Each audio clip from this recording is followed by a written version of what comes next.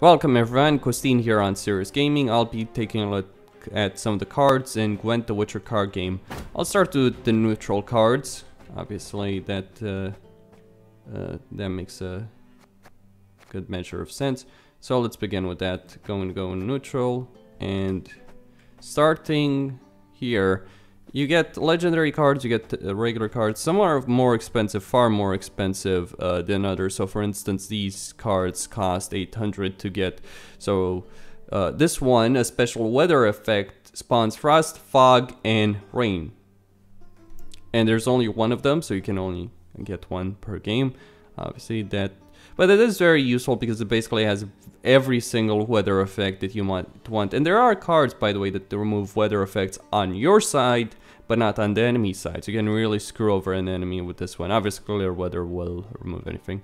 The Last Wish, draw 2 cards, discard 2 cards. Useful. Decoy, a favorite in The Witcher 3 because you'd use it together with spies or medics or whatever. Return a non-gold unit on your side to your hand, obviously. Marigold's Hailstorm spawns frost and rain, so that's siege and melee. Skellige Storm spawns fog and rain, so ranged and siege. Tremors, remove 2 strength from all opposing non-gold units. Kind of useful. It's also not really that expensive. You can get it with 80 scraps. You get scraps per game playing games. Just a reward. Dimeritium Bomb. Reset all non-gold units to their base strength. So if they have buffs, you can use Dimeritium to reset that. That's incredibly useful. White Frost spawns frost and fog. So melee and ranged. Commander's Horn. Choose a row on your side of the battlefield and double the strength of all non-gold units on it. Now, the difference between Commander's Horn and The Witcher 3 and in Gwent, the game, is in Witcher 3, you could add units after you use the Commander Horn and they'd still get the buff. It doesn't seem to work like that here. Aeromancy. Create and play one of the following: Biting Frost, Impenetrable Fog, or Torrential Rain. So it's random. I'm not sure that's that useful. It's random factum on top of random factor. Alzur's Thunder. Remove 6 strength from 1 non-gold unit. And I already have 3. Then Biting Frost, you get 2. Set the strength of non-gold units on both melee rows to 1. Okay, Clear Skies, remove all weather effects. Impenetrable Fog, reduce ranged units to 1 strength, non-gold ranged units. Manticore Venom, remove 4 strength from non-gold unit and all copies on its side. So if there's multiple cards of the same type, you can use that to remove a lot of their strength, potentially killing them, really, all of them. Adrenaline Rush, choose a non-gold unit and keep it on the battlefield at the end of this round, which is useful in keeping cards around so that you have a leg up in the next round. Epidemic, destroy the weakest non-gold units on the battlefield. Now this might be useful if the enemy is trying to get if the enemy has just one powerful card with just a bit more strength than his other gold cards, and he's using that to protect his units from Scorch, which is obviously the next one, which destroys the strongest non-gold units. I think that Epidemic is not going to be very useful in a lot of situations, because in a lot of situations you do want to destroy the most powerful card. Then you get Swallow Potion, which adds 8 strength to a non-gold unit or 12 strength to a Witcher unit. This doesn't work for heroes, obviously. So there are non-gold Witcher units. Thunderbolt Potion, choose a non-gold unit on the battlefield and add 4 strength to all copies of it at the same on the same side. If the unit is a Witcher, add 6 strength instead. All right. So obviously those Witcher potions work better on Witchers. In fact, when the Witcher lore, Witcher potions are deadly to non-Witchers.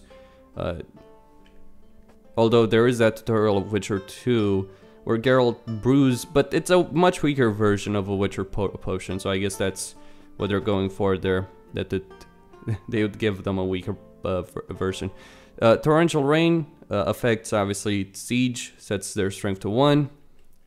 Warcry doubles the strength of all your weaken non-gold units. If your gold units, if your regular units have taken some damage, you can use that to double their remaining strength. Lacerate hits an entire row and removes free strength from units on the row that are not gold units. Prize winning cow, 1 strength, but once it dies, it spawns a short unit, which is a 9 strength unit. Roach. Play on a random row from anywhere, whenever a gold unit appears. Interesting. And that's actually a legendary. It's a very expensive one. Some are not so expensive, obviously. 200 this one. Sarah, add 4 strength to this unit each time weather is spawned or a clear card is played. Immune to weather. So you can use this and basically throw in a fuck ton of weather effects and get it to a very high strength. That's useful. Then you have Uckfist. After 5 turns, remove 1 strength from all enemy non-gold units and return this card to your hand. That's kind of useful actually. So use this early on and you can really damage the enemy. Then Operator. You know, the boss, the famous boss. A very difficult boss in Witcher 2, the most difficult boss in The Witcher 2. Choose a non-gold unit in your hand other than the operator. Add a copy to both players' hands. That's interesting. Could blow up in your face. Could work very well in your favor. Alright, this one. I'm not even going to try and pronounce this name. But it's a 5 strength card that removes 2 strength from all... from 1 non-gold unit, 1 from another, and 1 from a third. Interesting. Okay. Then you get Eskel, play Vesemir and Lambert from your deck. So if you use one of the Witchers, you get all 3 of them that aren't Geralt, of course. Lambert, okay, 6 strength. Olgierd von Everick. Resurrect at the start of the round and remove 2 from its base strength. Because obviously Olgierd in Hearts of Stone is capable of, you know, he can't die. He cannot be killed unless it's Gunfaro Dim. Johnny, move a card in your hand or your deck. Move a card from your hand to your deck. Spawn in your hand a card of the same quality randomly chosen from both players' decks. So it can work, so you can get an enemy card. Vesemir, of course, he's 7 strength. Okay, that's actually better than he is in The Witcher 3. Obviously, there's a lot of changes to cards from The Witcher 3. Geralt Igni, destroy the strongest non-gold unit on the opposite row if the row totals 15 or more strength. That's kind of useful. So you can use that to destroy a lot of strong enemy units. Then you have Regis. When removed, spawn Regis Higher Vampire. So he's a 6 strength card, but you get Regis Higher Vampire. I'm not sure how strong that is. Then you get Yennefer. Spawns either Unicorn or whatever. So she gets a 1 strength unit. The Unicorn is a 1 strength unit. I've seen some people use that. And by the way, she's like a legendary card. So, hey. Zoltan, Animal Tamer. Like, there's multiple types of, like, Zoltans or Geralt or all that. Spawn one of the 2 field marshal Duda. Alright. Siri, return to your hand if you lose the round. This makes this card exceptionally useful if you're about to lose a round.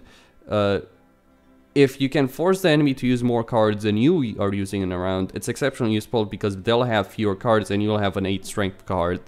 That obviously is, I believe I'm not sure if she's a gold card. I think she would be a gold card. Anyway. No, or maybe not. Maybe she isn't, but regardless. Triss Marigold, remove 4 strength from 1 enemy unit, an 8 strength card. She's actually much better than she is in The Witcher 3. In fact, in The Witcher 3, Triss is like a 7 strength card, and she's actually pretty damn useless as a result of that.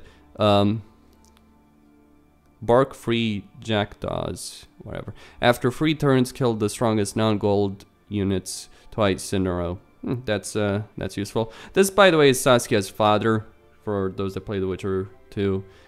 He's a gold dragon.